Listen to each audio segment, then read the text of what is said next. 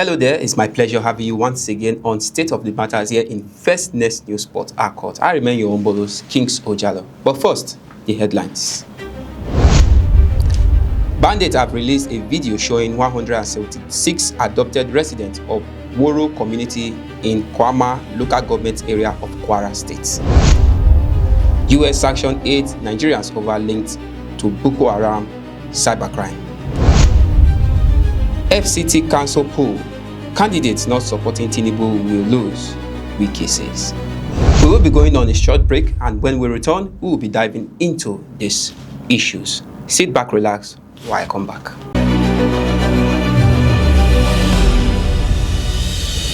Welcome back. Joining me on set to analyze these trending stories is no other person by the name Ugochukwu. Good to have you once again on set, Ugochukwu. Kings, good day. Good day, Nigerians. Good day, Rivers people, and the globe at large. Kings, Nigeria is not devoid of drama. We see getting new trends. We see bandits now, competing with government in giving out information. Exactly, and also, you proud to that issue. I also saw how they took over a whole entire community. So it's really disheartening in Nigeria that we wake up every day. Before we read a book that says 1 week on trouble. This one every hour trouble. Every hour trouble. But our prayers is that we'll get over it since sometime, Kings. Amen to that. So let's dive straight to Ugochukwu. Now, just as you commenced, looking at the trendings, which the Bandit has released a video that shows at least 176 adopted residents. Now, initially, prior to that headlines, the state governor, and also the police spokesperson, said initially there were 20 people who were adopted. Now, this bandit seems to be pulling the legs of the state governor and also authorities, letting Nigerians know that they lied. Due to the video clip I watched, we could see numerous number of adopted people, women, children, thereabout. Now, according to it, he said, according to the headline as well, say it followed also deadly attacks still on that same community. That is, before these people were adopted, numerous number of people were killed. But the state government made it known to the public that there were just 20 people that were adopted. Now, my question is this, Ugochukwu. Is it that Nigerians will continue, dwelling in, should I use the word lies, from our authorities, not giving full details of issues that unravel the society? What is your take on that, sir? Kings, it's really unfortunate that we now allow the bandits to, to run the PR. As in overpowers. Run the PR for the government of Nigeria and for the people of Nigeria. You could understand that as soon as that attack happened, the government had been on the defensive denial side. And that is not the kind of opportunity you give those bandits and non-state actors. Yes. For you to be on the defensive side. But what do we say? Because Nigeria has been on the reactionary instead of being proactive. So that is why the Nigerian government, government everywhere in the world tries to manage information, for it not to cause a lot of upheaval, and threaten the safety and the trust the people have on government. Okay. Because the primary aim of government or governance is to protect lives and property. And this administration, not only Tinubu's administration, the Nigerian state over time has failed to nip this act in the bud and perform their constitutional duty. The first line of charge of any administration on the federal level is the protection of lives and property. First line charge. And once you have lost that, the government has no business being in power. Kings. Here in Nigeria, they try to sugarcoat and paint things. Once you have failed to protect lives and property, how many people do we expect to be killed? And how many families and how many communities are we waiting to be ransacked and my before question to that, the government throws in the towel? And my question to that, when they keep sugarcane, just as you said, and painting those things, how then do people tend to be secured? Okay, I could recall what happened in Kebbi State, where the state government, you know, if you could recall, I think was it Kebbi, Kwara State rather, still this Kwara in another local government, you know, where about 70-something people were adopted, but the government said it was a false news. But later, you know, it was taken into thorough investigation, and they discovered. No, it is still the video that is that is trending. Okay. Those adopters are now, you know, mimicking or joking with the Nigerian authority. Okay. You know, trying to rubbish our information system. Even I don't know who is the Minister of Information in Nigeria. I don't know who is the spokesperson of the Nigerian police. I mean, at the federal level. I don't know who even manages the information in Kwara State. That you allow non-state actors to beat us to the game.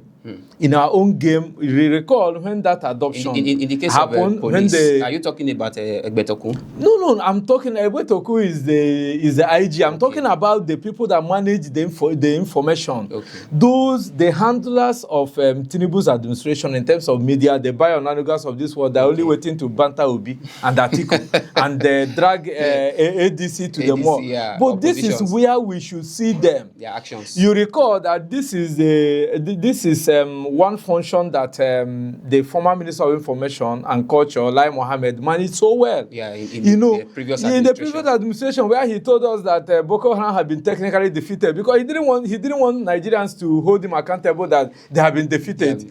When a cup is half filled with water, you can say it's half empty or half full. Exactly. So it's neither here nor there. Yeah. So you cannot call El-Rufai out today and say El-Rufai have said that Nigeria has defeated Boko Haram. He said they have been technically defeated, which could mean anything. You understand? Yes, so today we don't have people that manage it. We could recall the type of the one that managed information during Jonathan time, Labaran Maku. Yeah. Labaran Maku so managed information. You could see during the Abacha's regime, somebody stepped in the person of the late Uchechukwu Menije and managed the information for Abacha and even sold Abacha's presidential bid to the Nigerians who bought it. So if an administration doesn't have a competent information desk and you allow the opposition, you could recall today the ADC is even telling the APC government on how to tackle the insurgency and insecurity in the country. What an affront. What a mess. So what we are saying here is that the government started by denial when worshippers were adopted. Yes. They tried to manage it. This one, they said that 20 people were adopted. Yes, 3 people. Then 25 people from 25 to 30. But they forget. Kings, let me make this very clear. In all those places that those things are happening, people are living there. These are people's wives, people's children, and for the people's fact that friends. it was even the bandit who No. the Listen, video. even if the government, hence they did not respond on time or in time, as the case may be, and the government is not there to know who was adopted. Yes. You are left with information that the witnesses give to you. When they give out those informations, why do you want to downplay on them? To the sensibility of the people that have lost their loved ones, that their wives and children have been kidnapped? Is that the way to manage information? Because you are not on ground. And the information you are playing about or you're playing on is with what the people on ground are telling you. Yeah. Now, listen, Kings, we are educating our people on what the actions and inactions of the government are causing that the Nigerian state is the information that should be coming out from the government quarters are being managed by the bandits. Listen, the people were killed, people were adopted, and somebody in the community is telling you that my 2 daughters that went to fetch water are not back. My wife went to the market and she's not back. They're not 3 people. Then another family is telling you that my brother, my cousin I'm living with here. Even the monarchs of the community is nowhere to be found. So currently. That is what I'm telling you. So what is the Tinubu administration and the handlers of information trying to tell us? That's why the bandits now came out with the video clip. Imagine, yeah. And we're asking the women there, how many people, where are you from? which local government. Yes, what do you expect from a government? And in addition to Kings. that, a minute. And in addition to that, after the scenario, we see that the president had to take full enforcement. Following the massacre, the president ordered battalions intensify. You are going too far. We have gone past all those ones. My question in this regard is this kind of a medicine after death? I really want you to deliberate on this issue. Nigeria is always reactionary. When I talk about reactionary, it's medicine after death. That has always been occurring in every given situation like this. It is the Nigerian system. It's the Nigerian system, reactionary. Other than being proactive. It answers the question, and that's been the bane of all the Nigerian past administrations. We don't, our security is not the best line of attack is defense. The best line of attack is for you to manage your defense and information gathering. Yes, because even when all those communities, have told us that those people wrote to them, the DSS office in the local government is aware, the police DPO is aware, and nobody is taking responsibility. Look at the adoption that happened in the school.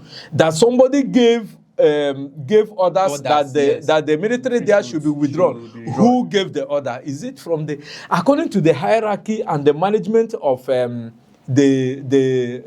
information and the hierarchy in the Nigerian police and the Nigerian military? You know who is in charge of who, and which battalion and which sector and which unit.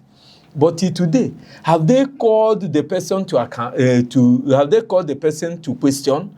The answer is no. But Kings, what do you expect in a country where immediately the massacre happened in Kwara? Exactly. They quickly tagged it Muslims massacred. Has the government of Tinubu, the NSA, Nuhu Ribado, has the Nigerian Vice President Shetima, that all of them are Muslims? Have they come to debunk this and that? No, don't paint that kind of narrative. Are you telling me that in 170-something people that were massacred in Kwara, that there is no Christian? That somebody who may have visited a friend, or somebody who came into that particular committee for business, who is maybe a traditional worshipper, or a Christian that was not caught on the line of fire?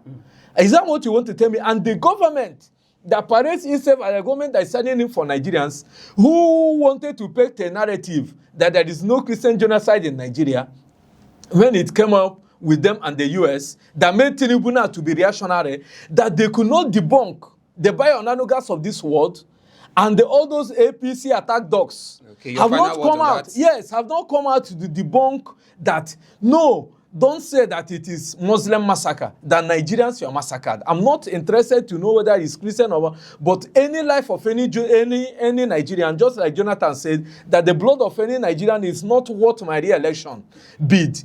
Then any blood of any Nigerian that splits on the blood and not taken by the sentencing through the law courts, that a non-state actors are busy killing Nigerians and you're keeping quiet and have not come to debunk it. I mean, it calls for question. No wonder the bandits now and the non-state actors are the ones telling us, Nigerians, running the PR for the Nigerian state. Okay. It is really a pity, and it is not to be welcomed. Okay. It is not to be had in any place that non-state, that the government will be where they are doing a cover-up. Okay. And then they will now say that the citizens' lives is not protected. It calls for a serious question for those people who are managing information for the Tinubu administration. Thank you so much for that, Bochuku. Now let's go straight to another development where the FCT minister declared on the 15th February, saying that only those candidates aligned with President Tinubu in the upcoming FCT council election scheduled to hold on the 21st, saying that those are the only people he is going to stand for and he's going to vote for during this council election. Now, he stated this during the 60th birthday of former Senator Sandy Onu. Now, he is saying that those who are allied to the president that is going to stand for, in the council election coming on the 21st of February. Now, what is your take on it? Now, looking at, he also made mention of something that he he owe nobody apology. Now, be you in any political platform, that as far as you are supporting the president, as far as you are a great ally to the president, that is only when his mandate is for you. What is your take on this statement? I'm so happy that I will tell Nyesom Wike that Abuja is not Lagos. Abuja have enlightened people. Or rather, not Rivers State. Abuja is not Rivers State, not Lagos. But Tinubu said it when Nyesom Wike went and delivered Obaseki in Edo State, when they were telling Bola Tinubu that Edo no be Lagos. Edo no be Lagos, yes. So I'm telling Nyesom Wike today that Abuja no be Rivers. But he's the FCT minister. No. And he also has a great mandate in that state. That is where we are coming to. Abuja is a metropolitan city. Abuja has a lot of enlightened people. I recall that no president, no sitting president has won Abuja. Especially that AMAC. Abuja Municipal Council. No president has won that particular place. And that is what you see Nyesom Wike is hitting his head on the rock. I admire Nyesom Wike a lot. I admire his courage. I admire his charismatism in politics, his sagacity and all whatnot. Okay, but there's this particular one now, he's getting it wrong. Exactly. Why I'm saying that is because why Nyesom Wike could come out and make this bold statement, not the way you painted it. He said, will not win. Okay. Not that he will not support, that the person that is not supporting Tinubu will not win. Yes, that will not allow the person to win. Will not win, but so how many votes has he? How many votes? How many PVC or how many rights have Nyesom Wike to cast his vote? And he may not even be casting vote there. Okay, because recall that due to our primitive way of voting. Okay. I'm not apologetic about it. Our primitive way of voting, that the way where you registered is where you're going to vote. But if you remember, registered in River State. If you remember the last poll that happened in River State, yes, you understand, and you saw his enforcement on that. Don't you think there's an amplification on that? You asked me a question, and I'm bringing it out. No, when you said the FCT is not Rivers, he can see there are to extent you can wield your power. You can fool the people every time, but you cannot fool everybody at the same time. So what Nyesom Wike is doing now is because his antecedents in Rivers State in 2023 election, people allowed it to lie under the carpet. No one man can come out and say, I produce a governor. Where you have a political party that anybody who is interested, according to the Constitution and the Electoral Act, you express, that's why they call the form expression of interest form. You go and purchase the form according to the amount your party is pegging on it. You buy and you text. You go through the screening process. If you're screened out, so be it. If you're allowed to contest, you come and do what they call primary, or better still, consensus. But now, Nyesom Wike in Rivers State said that he purchased form for 27 members of the House of Assembly and the governor. That means only one form. And the PDP of then has a lot of questions to answer. How was it that one man only came to Abuja to purchase one form for all the others? And also the politicians in Rivers State who expressed interest. Well, what did they do? Did anybody go to court? That's why it's no. So Nyesom Wike, having wielded that power in Rivers State, and even during the presidential election, the one they call glitch only happened when they want to transmit the election result of the presidency. That was where we saw glitches. But I voted for House of Representatives and Senate. There was no glitch. Now. So what will happen in Abuja is that Nyesom Wike will not vote in Abuja. I can assure you that. Okay, he can only go around and supervise as a minister. But he has no vote to cast for anybody because he registered in Obiapo, in his own ward. And going by Nigerian electoral system, he cannot vote in Abuja. So now, how can he make such a statement?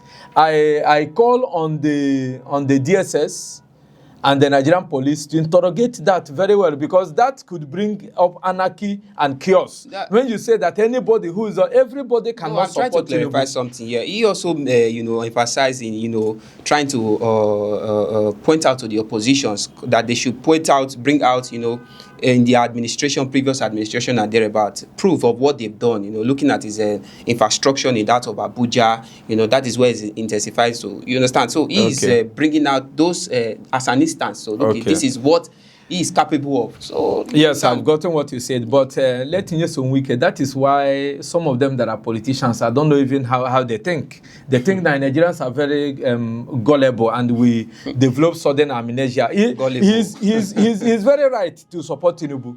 It is within his right to support whoever. But bringing up this kind of rhetorics that the opposition should present what they have done, is he not the APC of let Muhammad Buhari that handed over to Bola Ahmed Tinubu? So if he's asking people to present the scorecard, let him present the scorecard of APC of 8 years administration of Muhammad Buhari. So why is he's in one breath helping to project Mr. President Bola Ahmed Tinubu? In the other breath, he is also dragging Tinubu's leg out for Nigerians to scrutinize him, because it is APC government that is. Let him not think it's Tinubu. Tinubu cannot stand alone as a presidential candidate without APC as a platform. So if Wike is talking about the opposition to present a scorecard, the scorecard of APC in Abuja during the Muhammad Buhari's administration is what? So he is invariably condemning the APC. And I want to also tell him that if he asking of scorecard, El-Rufai was what? The FCT minister during Obasanjo's administration. And he performed wonderfully well. He revolutionized Abuja that Wike is talking about now. Okay. He revolutionized Abuja. So what is Wike talking about? Does he think that Nigerians are easy people to push about, or we are not students of history? So if you want to play his politics, let him play his politics, hinting on what Tinubu can offer or what he himself has done within the last 2 years. Okay. Not asking the opposition to bring their scorecard. Scorecard from where? Okay, thank you for that. Thank you so much, Ugochukwu. Now let's look at our last discussion segment. Another development which is going straight to the USA. Now, he said the United States Department of Treasury Office of Foreign Assets Control, that is the OFAC, sanctioned 8 Nigerians for their aligned involvement in terrorism and cybercrime. So the first on our list is Rabiu Kwankwaso, who was recommended for visa bans and asset freeze. Now we also have Yusuf Adamu, convicted in the UAE in 2022 for establishing a Boko Haram cell to raise funds for insurgents. Now we also have Abu Abdullah. Now he was linked to Boko Haram leadership. We also have Abu Musab, identified as a key Boko Haram leader. Now we also have Khalid El Banawi, associated with terrorist activities. We also have Ibrahim Ali, who was, he was also linked to Boko Haram activities while residing in Abu Dhabi. Yes, we also have Abubakar, that is Mohammed, sanctioned for ties to ICIL. Now, these individuals were listed, in the list of terrorism cases which the EU Department of Treasury and Foreign Asset Control, made mention of. Now, looking at this, these people are very, very, very important people in our society. Now, looking at it, what do you tell of them, and how does it affect the national image of Nigeria? As in, how does it really affect our society, looking at people like this who really matters in our society being listed in this United Nations wanted list? If United States can dig deep and come up with those names, I think it's a slap on the Nigerian state. And that goes to show you the kind of politics and the kind of leaders that we have that lack the political will to prosecute these people, let them have their days in court. And you say that they are known to Nigerians. Apart from Rabiu Kwankwaso, yes. None of them is well known to me as exposed as I am with those political actors in Nigeria. Okay. So I've not had any of them. Although the former leader of the Mieti Allah, his name is there. Then Al-Banawi, I think I've had his name too. So those are the names we have had. Now, in the case of Rabiu Kwankwaso, now it has been an escalating news so far. That this him personally, being in this list. There've been a lot of critics towards it. There've been a lot of a lot of group coming to defend him and wonderings. Most especially, a lot of Nigerians have been, taking it up that why will someone like Kwankwaso be on this list, knowing his mandate so far in the north?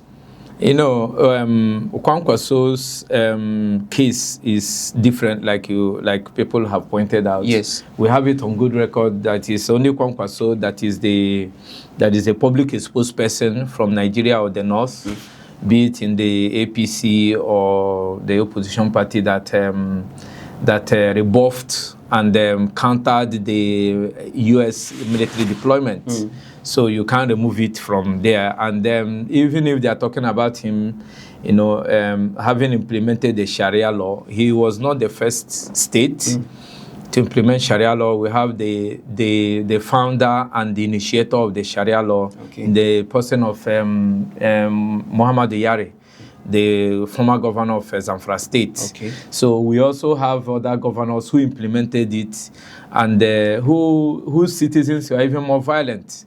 That even Kwankwaso, who lost his second term bid before he came to serve out his second mandate after that election, because he didn't have the political will to implement the Sharia law. So he fell out with a lot of Muslim clerics who prevailed on his people to now see him as a betrayer and not a fanatic.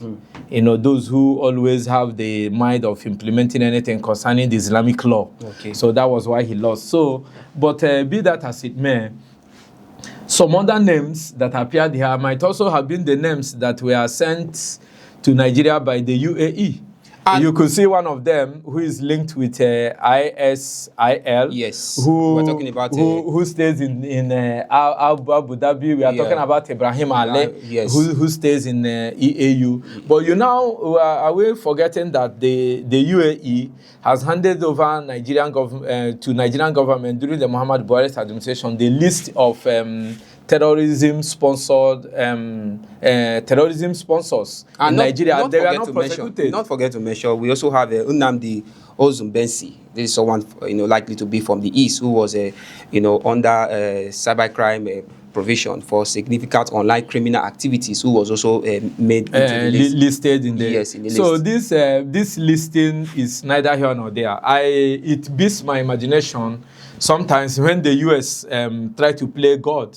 I know they are the world police, but when you say you are sanctioning some people from entering your country or your state or having dealings with them, are there no other countries that people deal with? At least from my own understanding, the currency of United States is not even the highest in the world. Of course. The only thing is that they were able to play their politics and make their currency to be that exchange for the international market. Yes. No, it's not superior. The only thing is that it's become a world exchange. But even in the world politics today, they are losing ground. Like if you really want to make any deal with China, China goes with their currency, and Russia also, you deal with Russia on rubles, and that is why the war in Russia has continued. If you want to I want them to give you energy, give you gas, and you have any dealings with them, you're going to buy it with their own currency. And let Muammar Gaddafi started it in Libya, and that was why the United States frowned at him. And today he's no more. So you don't challenge him without enormous powers. And most of the African states now, those under military rule, are challenging the United States powers because they are dealing with Russia. So if they are only telling us they will fight these people by only banning them from coming to their country. I think it makes a mockery and caricature of the fight they are talking about. But in the final analysis, these individuals, if they know they are sponsoring terrorism in Nigeria, it is for them to look out for their source of income and stifle life out of it. Let them collaborate with the Nigerian state if Nigeria is willing. If those people we are seeing there are not even the people sponsoring the presidential elections that they are looking at, let them stifle them from the oxygen for their businesses to breathe. Now, looking at their assets, because many of these individuals have assets. Let me use Kwankwaso, for instance, has assets in the US, and it has been freezed, by the US government. You understand? So, what do you say about that? Yes, when they bring up their monies and launch them into all these accounts in the United States. Yes. At the end of the day, the United States will accept it. But when they want to retrieve it back, the United States will start citing financial graft laws. Okay. But when they are bringing in these monies, they welcome it with open hands, and they lodge it in their banks, and their high contractors or construction companies borrows this money. They fatten their economy and they make their economy robust to the envy of other nations. But when those individuals now need to take the money away, it will become an issue. And look at what they are talking about. Kwankwaso. Is it today that they know that Kwankwaso's money is in the US? Or all those people that have been mentioned with terrorism? I know the year that Abu Dhabi or the Dubai gave the list of those names that they. So if the Nigerian state have no political way to prosecute those people because of political gain, and some of them that are untouchables, you can't tell me that Tinubu can go after Kwankwaso. Kwankwasos of this world with his court followership of Kwankwasia movement, and he's appealing across the Nigerian states. So if they have no political way to prosecute them and the only barring them, Kwankwaso can decide to stay in Nigeria for the rest of his life and will not lack anything. He's in Nigeria. And as a Muslim, he can travel to other Muslim states that are even richer than the US. The United States think that because of their social amenities and their social protection contract, that people have life there. But all those public exposed persons that have made money, and they think they are doing us a favor, the Nigerian citizens, in order to say that those people will not come to US. Of what benefit is it for us? If those people have monies and assets there, let them repatriate it for us. That's what I have to tell them. Let them bring it back as they are bringing Abacha loot.